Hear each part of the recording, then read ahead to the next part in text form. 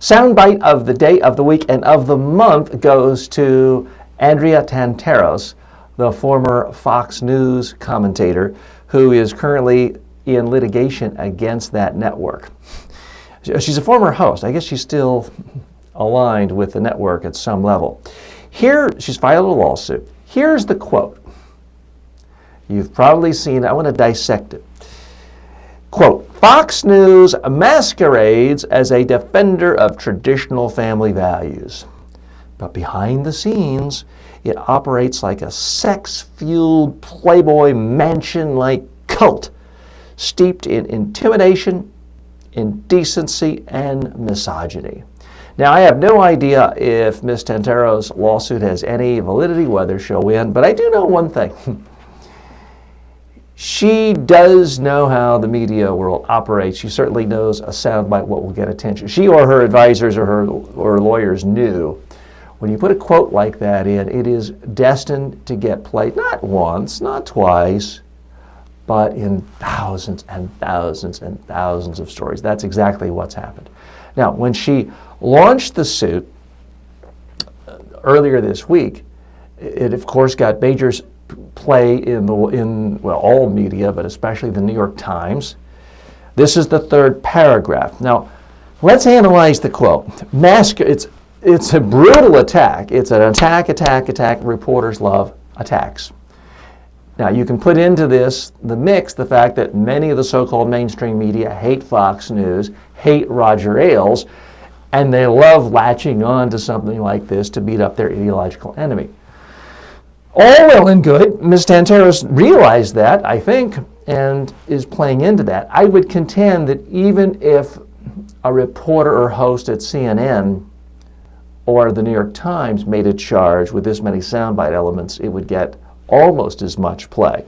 But she's using the term masquerade, mocking them for family values. The behind-the-scenes element, descriptive, sex-fueled, attack, vivid, emotional. Playboy Mansion evokes images of pop culture, like cult attack, steeped in intimidation, emotion attack, indecency attack, misogyny attack. So right there in really one sentence, you have more than a dozen soundbite elements.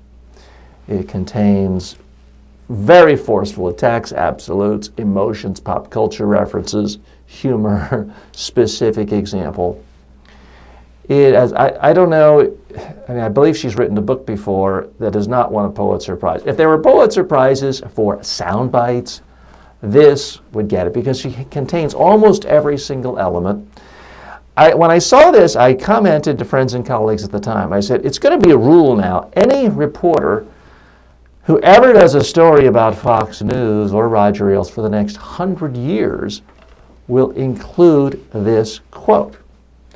And sure enough, ever since I've been seeing that. Here it is, a couple days after that.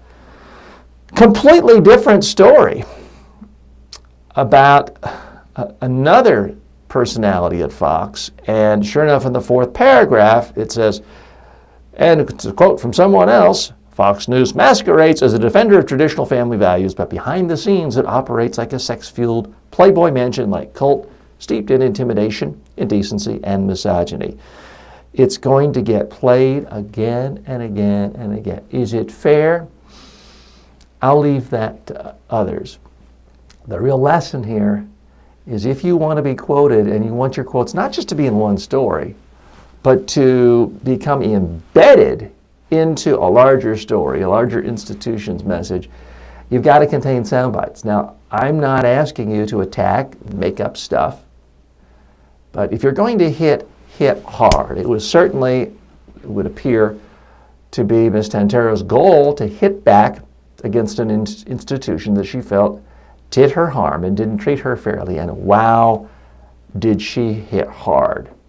She delivered a punch, it landed, and it's going to continue to shake to the foundation of Fox, I predict, for not days, weeks, months, but years. Is this going to bankrupt Fox? No, it's a wildly profitable news channel. It's the most profitable element of all of Rupert Murdoch's holdings, his 21st Century Fox holdings. But it's still going to be a permanent blemish.